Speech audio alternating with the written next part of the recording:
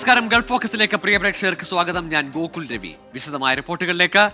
സൗദിയിൽ പ്രവാസികളുടെ പാസ്പോർട്ട് വിവരങ്ങൾ ഇനി അബ്ഷീർ ഓൺലൈൻ പ്ലാറ്റ്ഫോം വഴി സൗദി പാസ്പോർട്ട് ഡിപ്പാർട്ട്മെന്റിൽ അപ്ഡേറ്റ് ചെയ്യാം. 69 റിയാലാണ് ഇതിന് ഈടാക്കുന്ന ഫീസ്. ഈ സേവനത്തിനായി സ്പോൺസറെയോ പാസ്പോർട്ട് ഓഫീസിനെയോ ഇനി സമീപിക്കേണ്ടതില്ല. പ്രവാസികൾ കാലാവധി തീർന്ന പാസ്പോർട്ട് പുതുക്കുകയോ പുതിയ പാസ്പോർട്ട് എടുക്കുകയോ ചെയ്താൽ അത് സൗദി പാസ്പോർട്ട് ഡിപ്പാർട്ട്മെന്റിൽ, അതായത് ജവാസാത്തിൽ അപ്ഡേറ്റ് ചെയ്യാനുള്ള നടപടിക്രമങ്ങൾ കൂടുതൽ സുതാര്യമാക്കി. നേരിട്ട് ജവാസാത്ത് ഓഫീസിനെ സമീപിച്ചും തൊഴിലുടമയുടെ അബ്ഷീർ പ്ലാറ്റ്ഫോം വഴിയുമായിരുന്നു ഇതുവരെ അപ്ഡേറ്റ് ചെയ്തിരുന്നത്. എന്നാൽ ഇനി പ്രവാസികളുടെ സ്വന്തം അബ്ഷീർ വഴിയും പാസ്പോർട്ട് വിവരങ്ങൾ അപ്ഡേറ്റ് ചെയ്യാം. അതായത് നഖൽ മാലുമാത്ത് സ്വയം ചെയ്യാമെന്ന് ജവാസാത്ത് അറിയിച്ചു. വാറ്റ് ഉൾപ്പെടെ 69 റിയാലാണ് ഇതിന് ഈടാക്കുന്ന ഫീസ്. 18 വയസ്സിന് മുകളിൽ പ്രായമുള്ള പ്രവാസികൾക്കാണ് ഈ സേവനം ലഭിക്കുക. പാസ്പോർട്ട് നമ്പരും കാലാവധിയും ഉൾപ്പെടെയുള്ള വിവരങ്ങൾ വ്യക്തമായി കാണുന്ന പാസ്പോർട്ടിന്റെ ഫോട്ടോ അറ്റാച്ച് ചെയ്യണം.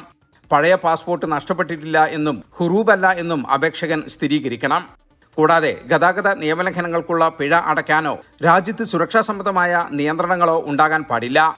5 വർഷത്തിലൊരിക്കൽ മാത്രമായിരിക്കും ഈ സേവനം ലഭിക്കുക. ഇതിനിടയിൽ സേവനം ആവശ്യമുള്ളവർ ജവാസാത്തിനെ നേരിട്ട് സമീപിക്കണം. പാസ്പോർട്ട് നഷ്ടപ്പെട്ടാലും ജവാസാത്തിനെ നേരിട്ട് സമീപിക്കണം.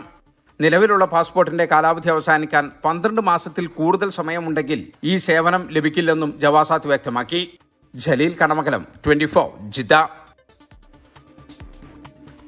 കുവൈറ്റിൽ ഗതാഗത നിയമലംഘനത്തെ തുടർന്ന് ഫയൽ ബ്ലോക്ക് ചെയ്യപ്പെട്ടവർക്ക് പിഴയടച്ച ഫയലുകൾ ക്ലിയർ ചെയ്യാൻ അവസരമൊരുക്കി ജനറൽ ട്രാഫിക് ഡിപ്പാർട്ട്മെന്റ്. രാജ്യത്തെ എല്ലാ പൗരന്മാർക്കും താമസക്കാർക്കും ഈ ആനുകൂല്യം ലഭിക്കും. ഏപ്രിൽ 13 മുതൽ 17 വരെ അവന്യൂസ് മാളിൽ ഇത്തരം ബ്ലോക്ക് ചെയ്യപ്പെട്ട ഫയലുകൾ ക്ലിയർ ചെയ്യാൻ സാധിക്കും. രാവിലെ 10 മുതൽ രാത്രി 10 വരെയാണ് ഇതിനായി സൗകര്യമൊരുക്കിയിരിക്കുന്നത്. എന്നാൽ ഇത്തരം ബ്ലോക്ക് ചെയ്യപ്പെട്ട ഫയലുകൾ ക്ലിയർ ചെയ്യാൻ അതാത് ഗവർണറേറ്റുകളിൽ പ്രവർത്തിക്കുന്ന ഗതാഗത വകുപ്പുകൾ വഴി കഴിയില്ലെന്നും അവന്യൂസ് മാളിൽ ക്രമീകരിച്ചിരിക്കുന്ന സമയത്ത് ഇത് പ്രയോജനപ്പെടുത്തണമെന്നും അധികൃതർ അറിയിച്ചു. ഗസയിൽ നിന്നുള്ള കുട്ടികൾക്കായി ഒരുക്കിയ വിനോദ കേന്ദ്രം സന്ദർശിച്ച രാഷ്ട്രത്തലവന്മാർ. ഈജിപ്ത് ഗസ അതിർത്തിയിലെ അൽ ആരിഷ് ആശുപത്രിയിലാണ് വിനോദ കേന്ദ്രമുള്ളത്. ബുർജിൽ ഹോർഡിങ്സ് ആണ് കുട്ടികൾക്കായി വിനോദ സ്ഥലം നിർമ്മിച്ചത്. വ്യത്യസ്തമായ സന്ദർശനത്തിനാണ് ഈജിപ്ത് ഗസ അതിർത്തിയിലെ അൽ ആരിഷ് ആശുപത്രി കഴിഞ്ഞ ദിവസം സാക്ഷ്യം വഹിച്ചത്. ഫ്രഞ്ച് പ്രസിഡന്റ് ഇമാനുവൽ മാക്രോണിന്റെ ഈജിപ്ത് സന്ദർശനത്തിന്റെ ഭാഗമായാണ് മാക്രോണും ഈജിപ്ത് പ്രസിഡന്റ് അബ്ദുൽ ഫത്താഹ് അൽ സിസിയും അൽ ആരിഷ് ഹോസ്പിറ്റലിലെ വെൽനസ് ഒയാസിസ് സന്ദർശിച്ചത്. രാഷ്ട്ര നേതാക്കൾ കുട്ടികളുമായി സംസാരിച്ച് വിശേഷങ്ങൾ ആരാഞ്ഞു. ചികിത്സയിൽ കഴിയുന്നവരെ ആശ്വസിപ്പിച്ചു. കുട്ടികളും കളിച്ചിരികളുമായി ഇരുവർക്കുമൊപ്പം ചേർന്നു. പ്രതിസന്ധിയിലായവർക്ക് സഹായമെത്തിക്കാനുള്ള ഇടപെടലുകളുടെ തുടർച്ചയായി കഴിഞ്ഞ വർഷമാണ് പ്രത്യേക വിനോദ മേഖല ആശുപത്രിയിൽ ബുർജിൽ ഹോൾഡിംഗ്സിന്റെ സ്ഥാപകനും ചെയർമാനുമായ ഡോക്ടർ ഷംഷീർ വയലിന്റെ നേതൃത്വത്തിൽ സജ്ജീകരിച്ചത്. ഈജിപ്ത് അതിർത്തി വഴി ഗാസയിലെത്തിയ പരിക്കേറ്റവർക്ക് തുടക്കം മുതൽ ആശ്രയമായ ആശുപത്രിയാണ് Al Arish. 24 Dubai. OICC Kuwait Ernakulam ജില്ലാ കമ്മിറ്റിയുടെ നേതൃത്വത്തിൽ നിറക്കൂട്ട് 2025 എന്ന പേരിൽ കുട്ടികൾക്കായി ചിത്രരചനാ മത്സരം സംഘടിപ്പിച്ചു. അറിവിനൊപ്പം കുട്ടികളുടെ സർഗ്ഗസൃഷ്ടിക്ക് അവസരം നൽകുക എന്നതായിരുന്നു മത്സരത്തിന്റെ ലക്ഷ്യം. 3 വിഭാഗങ്ങളിലായി നടന്ന മത്സരത്തിൽ 100-ലധികം കുട്ടികൾ പങ്കെടുത്തു. സീനിയർ വിഭാഗത്തിൽ മെറിൻ ബിജു, ജൂനിയർ വിഭാഗത്തിൽ ഇവാന ബസന്ത്, സബ് ജൂനിയർ വിഭാഗത്തിൽ ധ്യാൻ കൃഷ്ണ എന്നിവർ വിജയികളായി. OICC എറണാകുളം ജില്ലാ പ്രസിഡന്റ് സാബു പൗലോസിന്റെ അധ്യക്ഷതയിൽ നടന്ന യോഗത്തിൽ നാഷണൽ പ്രസിഡന്റ് വർഗീസ് പുതുക്കുളങ്ങര വിജയികളെ പ്രഖ്യാപിച്ച് ട്രോഫികൾ വിതരണം ചെയ്തു. പെർഫ്യൂം നിർമ്മാണ വിപണന മേഖലയിലെ പ്രമുഖ ബ്രാൻഡായ ഊദ് വേൾഡിന്റെ പുതിയ ഷോറൂം ഷാർജയിൽ തുറന്ന് പ്രവർത്തനം ആരംഭിച്ചു. ലോകോത്തര നിലവാരമുള്ള പെർഫ്യൂം കളക്ഷനുമായി ഷാർജ ന്യൂ മുബൈലിയിലാണ് പുതിയ ഷോറൂം തുറന്നിരിക്കുന്നത്. സുഗന്ധ ഉൽപ്പന്ന നിർമ്മാണ വിപണന മേഖലയിൽ ഇതിനോടകം ഏവരുടെയും പ്രിയ ബ്രാൻഡായി മാറിയ ഊദ് വേൾഡ് ഷാർജയിലെ ന്യൂ മുബൈലയിലാണ് തങ്ങളുടെ പുതിയ ശാഖയ്ക്ക് തുടക്കമിട്ടത്. UAE ബിസിനസ്, സാമൂഹിക സാംസ്കാരിക മേഖലകളിലെ പ്രമുഖരുടെ സാന്നിധ്യത്തിൽ ഊദ് വേൾഡ് ഡയറക്ടർ മൊയ്തീൻ വട്ടംകണ്ടത്തിലാണ് പുതിയ ശാഖയുടെ ഉദ്ഘാടന കർമ്മം നിർവഹിച്ചത്. ഊദ് വേൾഡിന്റെ പുതിയ പെർഫ്യൂമായ ലവ് സ്റ്റോറിയുടെ ലോഞ്ചിങ്ങും പരിപാടിയുടെ ഭാഗമായി നടന്നു. ഉപഭോക്താക്കളുടെ മനസ്സറിഞ്ഞ് അവരുടെ ഇഷ്ടങ്ങൾക്കനുസരിച്ചുള്ള പെർഫ്യൂമുകൾ ഉയർന്ന ഗുണനിലവാരത്തോടെ വിപണിയിലെത്തിക്കാൻ കഴിഞ്ഞതിൽ തങ്ങൾക്ക് അഭിമാനമുണ്ടെന്ന് അധികൃതർ പറഞ്ഞു. ബഡ്ജറ്റ് ഫ്രണ്ട്ലിയായി നമ്മൾ വിപുലമായ കളക്ഷനോട് കൂടിയിട്ടാണ് നമ്മളിവിടെ ഓപ്പൺ ആക്കിയിട്ടുള്ളത്. നമ്മൾ ഏറ്റവും ലോകോത്തര പെർഫ്യൂം ബ്രാൻഡുകളാണ് ഇവിടെ ഇറക്കുന്നത്. വളരെ അഫോർഡബിൾ ആയിട്ടുള്ള പ്രൈസിലാണ് ഇറക്കുന്നത്. വളരെ നല്ല ലോങ് ലാസ്റ്റിംഗ് ആയിട്ടുള്ള ഫ്രാഗ്രൻസുകളാണ് കൊടുക്കുന്നത്. ബഡ്ജറ്റ് ഫ്രണ്ട്ലി ആയിട്ടുള്ളതാണ് കൊടുക്കുന്നത്. അതുകൊണ്ട് ഞങ്ങൾക്ക് ഒരുപാട് റിപ്പീറ്റഡ് കസ്റ്റമേഴ്സ് ഉണ്ട്. അവരൊക്കെ ആവശ്യപ്രകാരമാണ് ഞങ്ങളുടെ ഷോറൂമിൽ വിപുലീകരണം നടത്തുന്നത്. നമ്മൾ പുതിയ പ്രൊഡക്റ്റിൻ്റെ ലോഞ്ചസ് ഉണ്ട്, നമ്മൾ പുതിയ ഓഫേഴ്സ് ഇതിൽ ഉൾപ്പെടുത്തുന്നുണ്ട്, പുതിയ ഗിഫ്റ്റ് ഹാമ്പേഴ്സ് ഉണ്ട്, പുതിയ ഷോറൂമുകൾ വരുന്നുണ്ട്. ഈ വർഷം കൂടുതൽ ഷോറൂമുകൾ നമ്മൾ പ്ലാൻ ചെയ്യുന്നുണ്ട്. UAE-യിലും ഒമാനിലും സൗദിയിലുമായി ഒരുപാട് ഷോറൂംസ് നമ്മൾ പ്ലാൻ ചെയ്യുന്നുണ്ട്. Oud World managing director Samjeer Yusuf Ali, ഡയറക്ടർമാരായ നിസ്താർ യൂസഫ് അലി, ഹാജര കള്ളിയത്ത്, ഇല്യാസ്, VK ഷമീറ സംജീർ തുടങ്ങിയവരും ചടങ്ങിൽ സംബന്ധിച്ചു. ഉദ്ഘാടനത്തോടനുബന്ധിച്ച് സമ്മാനങ്ങളും പ്രത്യേക ഓഫറുകളും ഉപഭോക്താക്കൾക്കായി അധികൃതർ ഒരുക്കിയിരുന്നു. 24 ദുബായ്. മലയാള സിനിമയിലെ പഴയകാല ഗാനങ്ങൾ തന്നെയാണ് മികച്ചവയെന്ന് പ്രമുഖ സിനിമാ പിന്നണി ഗായകൻ മധു ബാലകൃഷ്ണൻ. മലയാള സിനിമയിൽ പുതിയ കാലത്ത് മികച്ച ഗാനങ്ങൾ പുറത്തു വരുന്നുണ്ടെന്നും അദ്ദേഹം റിയാദിൽ വാർത്താ സമ്മേളനത്തിൽ പറഞ്ഞു. പുതിയ ട്രെൻഡുകൾക്കനുസൃതമായി ഗാനങ്ങൾ ചിട്ടപ്പെടുത്തുന്നത് മൂലം പലപ്പോഴും ഗുണമേന്മയിൽ വിട്ടുവീഴ്ചകൾ ചെയ്യേണ്ടി വരാറുണ്ട്. ആവിഷ്കാര സ്വാതന്ത്ര്യവുമായി ബന്ധപ്പെട്ട് സമീപകാലത്ത് ഉയർന്നു വന്ന വിവാദങ്ങളിൽ പ്രതികരിക്കാൻ താൽപ്പര്യമില്ലെന്നും മധു ബാലകൃഷ്ണൻ പറഞ്ഞു. റിയാദിലെ കലാകാരന്മാരുടെ കൂട്ടായ്മയായ റിംലയുടെ നേതൃത്വത്തിൽ ഇന്ന് നടക്കുന്ന സംഗീത പരിപാടിയിൽ മുഖ്യാതിഥിയായി പങ്കെടുക്കാൻ എത്തിയതായിരുന്നു മധു ബാലകൃഷ്ണൻ. വാർത്താ സമ്മേളനത്തിൽ president Babu Raj, show director Suresh Shankar, general secretary Ansar Shah, vice president Nisha Bineesh, joint secretary Shyam Sundar, treasurer Rajan Mathur, technical head Bineesh Raghavan, media coordinator Sarath Joshi എന്നിവരും പങ്കെടുത്തു. റിയാദിലെ സംഗീത കൂട്ടായ്മയായ Riyadh Indian music lovers association 7ാമത് വാർഷികാഘോഷങ്ങളുടെ ഭാഗമായി നടത്തുന്ന musical symphony with Madhu Balakrishnan April 11 Al Mali convention സെന്ററിൽ നടക്കും.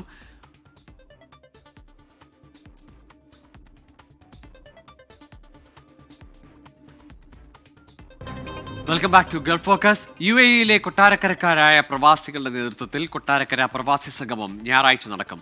അൽ നാസർ ലിഷർ ലാൻഡിൽ വൈകുന്നേരം 4:30-ക്കാണ് ആഘോഷ പരിപാടികൾ ആരംഭിക്കുക.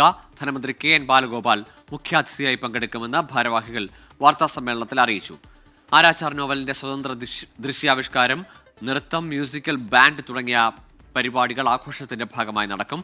കൊട്ടാരക്കര പ്രവാസി സംഗമം ഭാരവാഹികളായ Thomas Varghese, Thomas Panicker, Pradeep John, Roy Mathew എന്നിവർ വാർത്താ സമ്മേളനത്തിൽ പങ്കെടുത്തു. മറ്റു വാർത്തകളിലേക്ക്. CMRL എക്സാലോജിക് കരാറിലെ SFIO റിപ്പോർട്ടിൽ കുറ്റകൃത്യമായി പരിഗണിക്കാൻ മതിയായ തെളിവുണ്ടെന്ന് എറണാകുളം അഡീഷണൽ സെഷൻസ് കോടതി. കമ്പനി നിയമത്തിലെ 129, 134, 447 വകുപ്പുകൾ നിലനിൽക്കുമെന്ന് കോടതി. വഞ്ചന, തെറ്റായ വിവരങ്ങൾ നൽകി തുടങ്ങിയ കുറ്റങ്ങൾ ചുമത്തി. SFIO റിപ്പോർട്ട് കോടതി ഫയലിൽ സ്വീകരിച്ചു. വീണ വിജയൻ ഉൾപ്പെടെയുള്ളവർക്ക് കോടതി ഉടൻ സമൻസ് അയക്കും. മാസപ്പടി കേസിൽ പ്രോസിക്യൂഷൻ നടപടികൾ നേരിടാനൊരുങ്ങുന്ന വീണ വിജയനും മുഖ്യമന്ത്രി പിണറായി വിജയനും പൂർണ്ണമായും പിന്തുണ പ്രഖ്യാപിച്ച് CPIM. കേസിൽ രാഷ്ട്രീയത്തിന് അപ്പുറം ഒന്നുമില്ലെന്നും അതിനെ എന്ത് വന്നാലും നേരിടുമെന്നും CPIM സംസ്ഥാന സെക്രട്ടറി ME ഗോവിന്ദൻ പ്രതികരിച്ചു. കേസിൽ മുഖ്യമന്ത്രിക്കൊപ്പമെന്നും വീണയ്ക്ക് പിന്തുണയില്ലെന്നും CPIM വ്യക്തമാക്കി. മുഖ്യമന്ത്രിയുടെ മകൾ ഉൾപ്പെട്ട മാസപ്പടി കേസ് കേന്ദ്ര ഏജൻസികളെ ഉപയോഗിച്ചുള്ള ആക്രമണമാണെന്നാണ് CPIM സംസ്ഥാന സെക്രട്ടേറിയറ്റിന്റെ വിലയിരുത്തൽ. 2 കമ്പനികൾ തമ്മിലുള്ള സുതാര്യവും നിയമപരമായ ഇടപാടിൽ കമ്പനികൾക്കാർക്കും പരാതിയില്ല. പിന്നെ എന്തിനാണ് കേസ് നടപടികളുമെന്നാണ് CPIMന്റെ ചോദ്യം. എക്സലോജിക്കിനെ എന്തിനാണ് വലിച്ചിഴക്കപ്പെടുന്നത് എന്ന കാര്യം സൂക്ഷ്മമായിട്ട് പരിശോധിച്ചാൽ സഖാവ് പിണറായി വിജയന്റെ മകളായി പോയി എന്നുള്ള കാരണം കൊണ്ട് അതിലേക്ക് വലിച്ചിഴക്കുന്ന രാഷ്ട്രീയ പ്രേരിതമായ നിലപാട് സ്വീകരിച്ചു. ബിനീഷ് കോടിയേരിയുടെ കേസും മാസപ്പടി കേസും തമ്മിൽ താരതമ്യമില്ലെന്ന മുഖ്യമന്ത്രി നിലപാട് സംസ്ഥാന സെക്രട്ടറി MV ഗോവിന്ദനും ആവർത്തിച്ചു. കോടിയേരിയെ പരാമർശിക്കാൻ വേണ്ടി കോടിയേരിയുടെ മകനെ ചിത്രീകരിച്ചതല്ല. കോടിയേരിയുടെ മകൻ്റെ പ്രശ്നത്തിൽ പാർട്ടി നിലപാടുണ്ട്, അതുപോലെ തന്നെ കോടിയേരിയുടെ നിലപാടുണ്ട്. അത് അവർ തന്നെ കൈകാര്യം ചെയ്യുമെന്നുള്ളതാണ്. ഇത് നേരെ മറിച്ചാണ്. മാസപ്പടി കേസിൽ മുഖ്യമന്ത്രിക്ക് പിന്തുണയുമായി CPIM രംഗത്ത് വന്നു. വീണ വിജയന്റെ കേസും അതുപോലെ മുഖ്യമന്ത്രിയുടെ വിഷയവും രണ്ടു തന്നെയാണ്.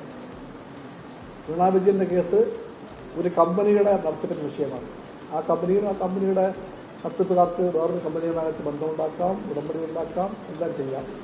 ആ തെറ്റ് ശരിയുമെല്ലാം കമ്പനി നിയമപ്രകാരം തീരുമാനിക്കപ്പെട്ടെ. കമ്മ്യൂണിസ്റ്റ് പാർട്ടി മുഖ്യമന്ത്രിയുടെ നിലപാടിന് പുറമെത്തും. എന്നാൽ കേസിൽ കോടതിയെ ചാരി മുഖ്യമന്ത്രി മൗനം പാലിക്കുന്നതിനെ ചോദ്യം ചെയ്ത് കോൺഗ്രസ് MLA മാത്യു കുഴൽനാടൻ പ്രതികരിച്ചു. കോടതിയെ ചാരി ഉള്ള മുഖ്യമന്ത്രിയുടെ മൗനം യഥാർത്ഥത്തിൽ CPIMനും മുഖ്യമന്ത്രിക്കും മറുപടി ഇല്ലാതായതുകൊണ്ടാണ്. 24 തിരുവനന്തപുരം. മുണ്ടക്കൈ ചൂരൽമല പുനരധിവാസത്തിനായി എൽസ്റ്റൺ ഭൂമി ഔദ്യോഗികമായി ഏറ്റെടുത്ത് സർക്കാർ. ജില്ലാ കളക്ടർ ഡോക്ടർ മേഘശ്രീ എസ്റ്റേറ്റ് ഭൂമിയിൽ നോട്ടീസ് പതിച്ചു. നാളെ മുതൽ നിർമ്മാണ പ്രവർത്തനങ്ങൾ തുടങ്ങുമെന്ന് കളക്ടർ. ബഹുമാനപ്പെട്ട കോടതിയുടെ ഡയറക്ഷൻസ് ഉണ്ടായിരുന്നു. 17 കോടി 70 ലാക്ക് സംതിങ് നമ്മൾ ബഹുമാനപ്പെട്ട കോടതിയുടെ രജിസ്ട്രിയിൽ കട്ടിവെച്ചിട്ട് ഭൂമി ഫിസിക്കൽ പൊസിഷൻ എടുക്കാനുള്ള നിർദ്ദേശനം ഉണ്ടായിരുന്നു. അതിൻ്റെ അടിസ്ഥാനത്തിൽ നമ്മൾ അത്ര പൈസ ഇന്ന കോടതിയിൽ കട്ടിവെച്ചിട്ട് ഫിസിക്കൽ പൊസിഷൻ നമ്മൾ ഏറ്റെടുത്തിട്ടുണ്ട്. അതിൻ്റെ നോട്ടീസാണ് നമ്മളിവിടെ ഒട്ടിച്ചത്. തത്കാലം നമുക്ക് ഫിസിക്കൽ പൊസിഷൻ കിട്ടിയത് കൊണ്ട് നാളെ മുതൽ നമുക്ക് വർക്ക് ചെയ്യാൻ ഒരു തടസ്സമില്ല. വെള്ളാപ്പള്ളി നടേശനെ പുകഴ്ത്തിയും മലപ്പുറം പ്രസംഗത്തെ ന്യായീകരിച്ചും മുഖ്യമന്ത്രി പിണറായി വിജയൻ. വെള്ളാപ്പള്ളി SNDP നേതൃത്വത്തിലെത്തിയതിന്റെ 30ാം വാർഷികാഘോഷവേദിയിലാണ് മുഖ്യമന്ത്രി വെള്ളാപ്പള്ളിയെ ന്യായീകരിച്ചത്. പരാമർശം മലപ്പുറത്തിനെതിരായിരുന്നില്ലെന്നും വെള്ളാപ്പള്ളി വിമർശിച്ചത് മുസ്ലിം ലീഗിനെയാണെന്നും മുഖ്യമന്ത്രി പറഞ്ഞു. നിലവിലെ രാഷ്ട്രീയ സാഹചര്യത്തിൽ പിണറായി വിജയൻ സർക്കാരിന് ഭരണ തുടർച്ചയുണ്ടാകുമെന്ന് വെള്ളാപ്പള്ളി നടേശനും ആശംസിച്ചു. ഗുരു സന്ദേശങ്ങളെ പ്രായോഗിക പ്രവർത്തനങ്ങളുമായി സമന്വയിപ്പിച്ചുകൊണ്ട് വെള്ളാപ്പള്ളിക്ക് ഈ 3 പതിറ്റാണ്ട് കാലം ഈ സംഘടനയ്ക്ക് നേതൃത്വം കൊടുത്ത് പ്രവർത്തിക്കാൻ കഴിഞ്ഞിട്ടുണ്ട്. വെള്ളാപ്പള്ളി നടേശനെ വാനോളം പുകഴ്ത്തിയായിരുന്നു മുഖ്യമന്ത്രി പ്രസംഗം ആരംഭിച്ചത്. പ്രസംഗത്തിന്റെ അവസാന ഭാഗം എത്തിയതോടെ മലപ്പുറം വിവാദ പ്രസംഗത്തെയും മുഖ്യമന്ത്രി ന്യായീകരിച്ചു. പരാമർശം ഒരു രാഷ്ട്രീയ പാർട്ടിയെ ഉദ്ദേശിച്ചെന്ന് മുഖ്യമന്ത്രി. അടുത്ത കാലത്ത് നിർഭാഗ്യകരമായ ചില വിവാദങ്ങൾ ഉയർന്നു വന്നു. എന്നാൽ വെള്ളാപ്പള്ളിയെ അറിയാവുന്നവർക്കെല്ലാം അറിയാം, അദ്ദേഹം ഏതെങ്കിലും ഒരു മതത്തിന് എതിരായി നിലപാട് സ്വീകരിച്ച ചരിത്രമുള്ളയാളല്ല എന്ന്. തെറ്റിദ്ധാരണകൾ പരത്താനുള്ള അവസരം വെള്ളാപ്പള്ളിയുടെ പ്രസംഗത്തിന്റെ ഭാഗമായി ഉണ്ടായി എന്ന് പറഞ്ഞ മുഖ്യമന്ത്രി ശ്രദ്ധ വേണമെന്നും വെള്ളാപ്പള്ളിയോട് പറഞ്ഞു. ചില തെറ്റിദ്ധാരണകൾ പരത്താനുള്ള അവസരം അദ്ദേഹത്തിൻ്റെ ഒരു പ്രസംഗത്തിൻ്റെ ഭാഗമായി വന്നു. അത്തരം കാര്യങ്ങൾ കൂടുതൽ ശ്രദ്ധയും അവധാനതയും വെള്ളാപ്പള്ളി പുലർത്തേണ്ടതുണ്ട്. പിന്നാലെ പ്രസംഗിച്ച വെള്ളാപ്പള്ളി നടേശൻ പിണറായി വിജയൻ സർക്കാർ 3ാമതും അധികാരത്തിൽ വരുമെന്ന് പ്രഖ്യാപിച്ചു. അതിനുള്ള രാഷ്ട്രീയ സാഹചര്യമാണ് നിലവിൽ ഉള്ളതെന്നും വെള്ളാപ്പള്ളി. സംസ്ഥാനത്തെ രാഷ്ട്രീയ സാഹചര്യങ്ങൾ വെച്ച് നോക്കിയാൽ ശ്രീ പിണറായി വിജയൻ തന്നെ ഭരണ തുടർച്ചയിലേക്ക് എത്താനുള്ള കാലാവസ്ഥയാണ് ഇപ്പോൾ ഉള്ളത്. മുഖ്യമന്ത്രിക്കൊപ്പം 4 മന്ത്രിമാരും SNDP നേതൃത്വത്തിൽ 30 വർഷം പിന്നിട്ട വെള്ളാപ്പള്ളി നടേശന് ആശംസയറിയിക്കാനെത്തി. 24 ആലപ്പുഴ. കരുവന്നൂർ സഹകരണ ബാങ്ക് തട്ടിപ്പ് കേസിൽ രാഷ്ട്രീയ നേതാക്കൾ അടക്കമുള്ളവർക്കെതിരെ അന്വേഷണം നടത്താൻ പോലീസിന് ഹൈക്കോടതി നിർദ്ദേശം. EDയുടെ അന്വേഷണ പരിധിയിലുള്ള മുഴുവൻ ആളുകൾക്കുമെതിരെ അന്വേഷണം നടത്തണം. ആരെയും രക്ഷിക്കാൻ ശ്രമിക്കരുതെന്നും കോടതി മുന്നറിയിപ്പ് നൽകി. കരുവന്നൂർ കള്ളപ്പണ ഇടപാടിൽ CBI അന്വേഷണം ആവശ്യപ്പെട്ടുള്ള ഹർജിയിലാണ് ഹൈക്കോടതി നടപടി. കേസിൽ രാഷ്ട്രീയ നേതാക്കൾ അടക്കമുള്ളവർക്കെതിരെ പോലീസ് കർശനമായ അന്വേഷണം നടത്തണം. EDയുടെ അന്വേഷണ പരിധിയിലുള്ള മുഴുവൻ ആളുകൾക്കെതിരെയും അന്വേഷണം വേണം. ആരെയും രക്ഷിക്കാൻ ശ്രമിക്കരുതെന്നും 3 മാസത്തിനുള്ളിൽ റിപ്പോർട്ട് സമർപ്പിക്കണമെന്നും ഹൈക്കോടതി ഉത്തരവിട്ടു. ഇതിനിടെ കരുവന്നൂർ കള്ളപ്പണ ഇടപാടിൽ ഇതുവരെയുള്ള അന്വേഷണ വിവരങ്ങൾ ED ഹൈക്കോടതിയിൽ സമർപ്പിച്ചു. കരുവന്നൂർ സഹകരണ ബാങ്ക് തട്ടിപ്പിൽ PMLA പരിധിയിൽ വരാത്ത പ്രതികളുടെ പട്ടിക ED വൈകാതെ പോലീസിന് കൈമാറും. സാങ്കേതിക നടപടിക്രമം എന്ന നിലയിൽ കുറ്റപത്രം സമർപ്പിച്ച ശേഷമായിരിക്കും കൈമാറ്റം. കരുവന്നൂർ കേസുമായി ബന്ധപ്പെട്ട രേഖകൾ ED നൽകുന്നില്ലെന്ന പോലീസ് നിലപാടിനെതിരെയും എൻഫോഴ്സ്മെന്റ് ഡയറക്ടറേറ്റ് രംഗത്തെത്തി. വിചാരണ കോടതി മുഖേന രേഖകൾ കൈമാറിയെന്നും തിരികെ നൽകേണ്ട സമയപരിധി കഴിഞ്ഞിട്ടും അവ ലഭിച്ചില്ലെന്നും ED വ്യക്തമാക്കി. എസ് ശ്രീകാന്ത്, 24, തിരുവനന്തപുരം. മഞ്ചേശ്വരത്ത് ഓട്ടോറിക്ഷ ഡ്രൈവറുടെ മരണം കൊലപാതകമെന്ന് പ്രാഥമിക പോസ്റ്റ്മോർട്ടം റിപ്പോർട്ട്. മുഹമ്മദ് ഷെരീഫിന്റെ കൈക്കും കഴുത്തിലും വെട്ടേറ്റ പാടുകളുണ്ട്. ഇന്നലെ രാത്രിയാണ് മഞ്ചേശ്വരത്ത് ആളൊഴിഞ്ഞ പറമ്പിലെ കിണറ്റിൽ മൃതദേഹം കണ്ടെത്തിയത്. മുഹമ്മദ് ഷെരീഫിന്റെ കഴുത്തിനും തലയ്ക്കും കൈക്കും ആയുധങ്ങൾ കൊണ്ട് മുറിവേറ്റ പാടുകളുണ്ടെന്നാണ് പ്രാഥമിക പോസ്റ്റ്മോർട്ടം റിപ്പോർട്ട്. മരണകാരണം കഴുത്തിനേറ്റ മുറിവും. മണിക്കൂറുകളോളം വെള്ളത്തിൽ കിടന്നിട്ടും ശ്വാസകോശത്തിൽ വെള്ളം കയറിയിട്ടില്ല. അതിനാൽ കൊലപ്പെടുത്തിയതിനു ശേഷം മൃതദേഹം കിണറ്റിൽ തള്ളിയതാണെന്ന നിഗമനത്തിലാണ് പോലീസ്. പരിയാരം മെഡിക്കൽ കോളേജിലായിരുന്നു പോസ്റ്റ്മോർട്ടം. മഞ്ചേശ്വരം CI അനൂപ് കുമാറിന്റെ നേതൃത്വത്തിലാണ് അന്വേഷണം. ഈ ദാരുണമായ ഒരു ഓട്ടോ ഡ്രൈവറുടെ കൊലപാതകം അത് കൃത്യമായി അന്വേഷിച്ചുകൊണ്ട് അവർ ആരാണോ ഇതിന്റെ ഉത്തരവാദികൾ അവരെ കൃത്യമായി ദിവസങ്ങൾക്കുള്ളിൽ തന്നെ അറസ്റ്റ് ചെയ്യേണ്ടതുണ്ട്. ഇന്നലെ രാത്രി സംശയകരമായ സാഹചര്യത്തിൽ ഓട്ടോ കണ്ടതിനെ തുടർന്ന് നാട്ടുകാർ നടത്തിയ പരിശോധനയിലാണ് സ്വകാര്യ വ്യക്തിയുടെ പറമ്പിലെ കിണറ്റിൽ മൃതദേഹം കണ്ടെത്തിയത്. കിണറിന് സമീപത്ത് രക്തക്കറയുമുണ്ടായിരുന്നു.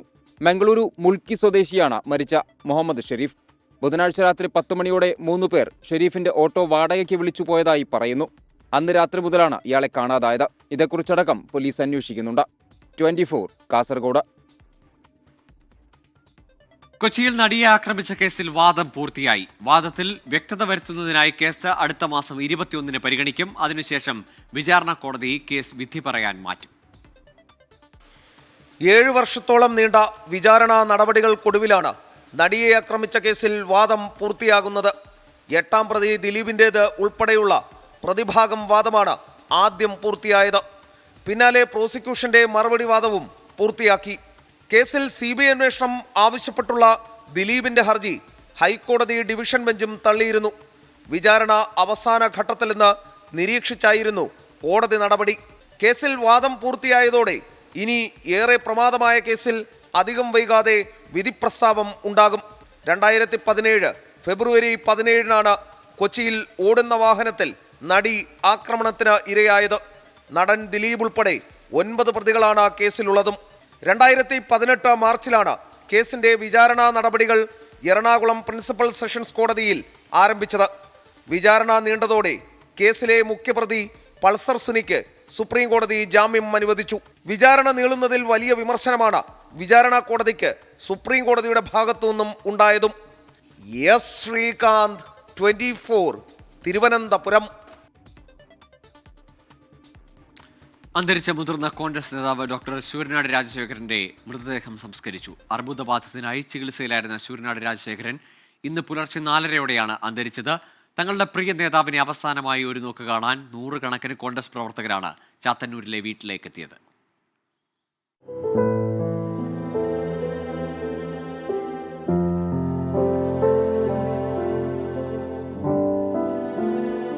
KSU പ്രവർത്തകനായി രാഷ്ട്രീയ പ്രവേശം.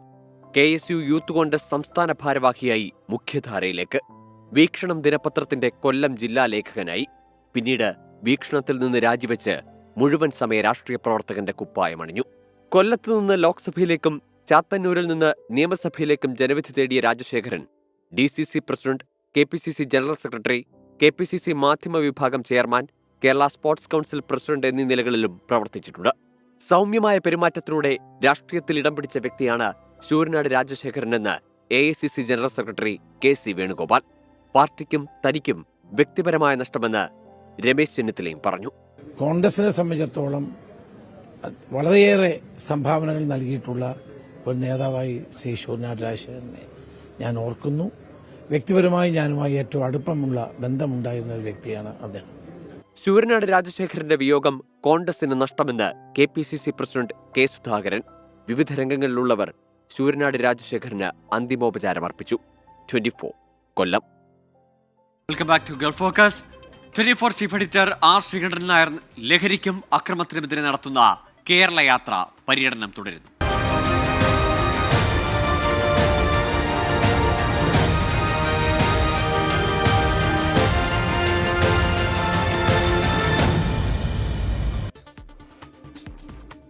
ലഹരിക്കും അക്രമത്തിനുമെതിരെ 24 chief editor R Sreekandan Nair നടത്തുന്ന ജനകീയ യാത്രയ്ക്ക് ഐക്യദാർഢ്യം പ്രഖ്യാപിച്ച് പാണക്കാട് സാദിഖ് അലി ശിഹാബ് തങ്ങൾ ലഹരിയുടെ ഉറവിടം കണ്ടെത്താൻ ഓരോരുത്തരും രംഗത്തിറങ്ങണമെന്ന് സാദിഖ് അലി ശിഹാബ് തങ്ങൾ ആഹ്വാനം ചെയ്തു.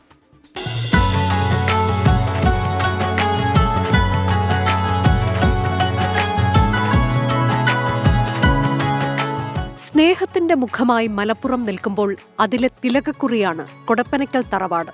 ലഹരിക്കും അക്രമത്തിനുമെതിരെ R ശ്രീകണ്ഠൻ നായർ നയിക്കുന്ന കേരളയാത്ര സാദിഖ് അലി ശിഹാബ് തങ്ങളുടെ അടുത്തെത്തി. നിറഞ്ഞ മനസ്സോടെ ഐക്യദാർഢ്യം പ്രഖ്യാപിച്ചു. മലയാളി സമൂഹം തന്നെ അങ്ങേയറ്റത്തെ ഞെട്ടലോടെയാണ് ഈ ഓരോ ദിവസത്തെയും വാർത്തകൾ വരുമ്പോൾ നമ്മുടെ മനസ്സിലുണ്ടാകുന്നത്. കാരണം ഇതിന് നമ്മൾ എല്ലാവരും ഒറ്റക്കെട്ടായിട്ട് പ്രവർത്തിക്കേണ്ടവർ തന്നെ, ആരും വിട്ടു നിൽക്കാൻ പാടില്ല.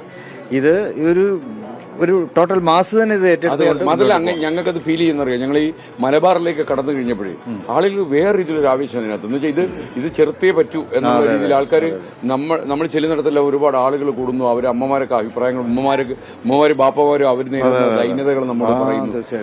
ലഹരിയുടെ ഉറവിടം കണ്ടെത്തി നശിപ്പിക്കാൻ ഇതുപോലെ നാട് മുഴുവൻ രംഗത്തിറങ്ങണമെന്ന് സാദിഖ് അലി തങ്ങളുടെ ആഹ്വാനം. കാർന്നു തിന്നുന്ന ലഹരിക്കെതിരെ കേരളം ഒരുമിക്കുന്ന കാഴ്ചയാണ് SKN 40 കാണുന്നത്. 24 മലപ്പുറം. ഫുട്ബോളാണ് ലഹരിയെന്ന് പ്രഖ്യാപിച്ച് SKN40യിൽ നന്മയുടെ വെളിച്ചം തെളിയിച്ച ആയിരങ്ങൾ. മലപ്പുറം മേൽമുറി സെവൻസ് ഫുട്ബോൾ ഗ്രൗണ്ടിലാണ് ലഹരിക്കെതിരെയുള്ള കേരള യാത്രയ്ക്ക് വ്യത്യസ്തമായ ഐക്യദാർഢ്യ പ്രഖ്യാപനം നടന്നത്. ലഹരി എന്ന ഇരുട്ടിനെതിരെ പോരാട്ടത്തിന്റെ വെളിച്ചം ഗ്യാലറിയിൽ നിറച്ചു. നിങ്ങളെല്ലാവരും ഒരേ ശബ്ദത്തിൽ വിളിച്ചു പറയുക, ഫുട്ബോൾ മാത്രമാണ് ലഹരി, ഫുട്ബോൾ മാത്രമാണ് ലഹരി. നിങ്ങളെല്ലാം നിങ്ങളുടെ മൊബൈൽ ഒന്ന് ഓണാക്കിയിട്ട് ഇവിടുത്തെ വിളക്കൊന്ന് കെടുത്തിയാൽ, ഈ വൈദ്യുത വിളക്കുകളൊന്ന് കെടുത്തിയാൽ നമുക്ക് ഈ ടൂർണമെന്റിന്റെ ഒരു ദീപവിധാനം പോലെ ലോകമെമ്പാടും ഈ സന്ദേശം നമുക്ക് എത്തിക്കാൻ കഴിയും.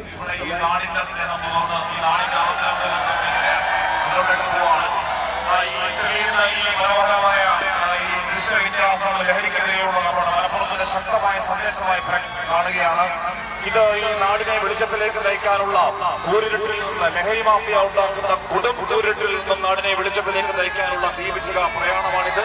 അപ്പൊ ഈ ദീപങ്ങൾ ഈ നാടിന്റെ ദീപങ്ങളാണ്, ഈ ദീപങ്ങൾ ഭാവിയുടെ ദീപങ്ങളാണ്. ഈ ദീപങ്ങൾ നാടിനെ ഈ ലഹരി മാഫിയയിൽ നിന്നും മുക്തമാക്കാൻ.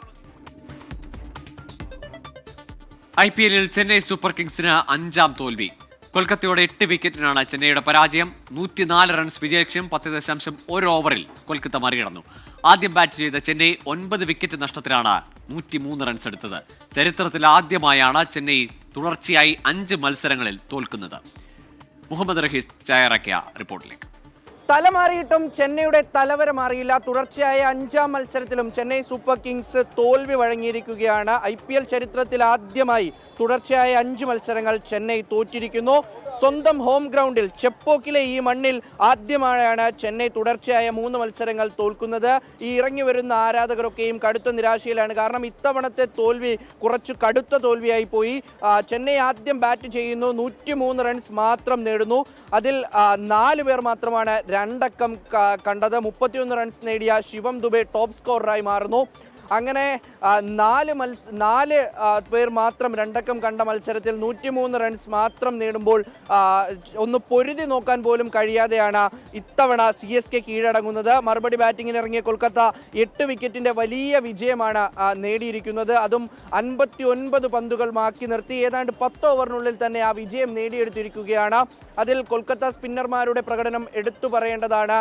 നരേൻ ഉൾപ്പെടെ, വരുൺ ചക്രവർത്തി ഉൾപ്പെടെ മികച്ച രീതിയിൽ പന്തെറിഞ്ഞു. ഒപ്പം തന്നെ ഹർഷിത് റാണയും കൂടി ചേർന്നപ്പോൾ ചെന്നൈ ഇഴഞ്ഞാണ് 100ലേക്ക് എത്തിയത്. പിന്നാലെ കൊൽക്കത്ത ബാറ്റിംഗ് നിരയിൽ ആരും തന്നെ ഒന്നും അമാന്തിച്ചില്ല.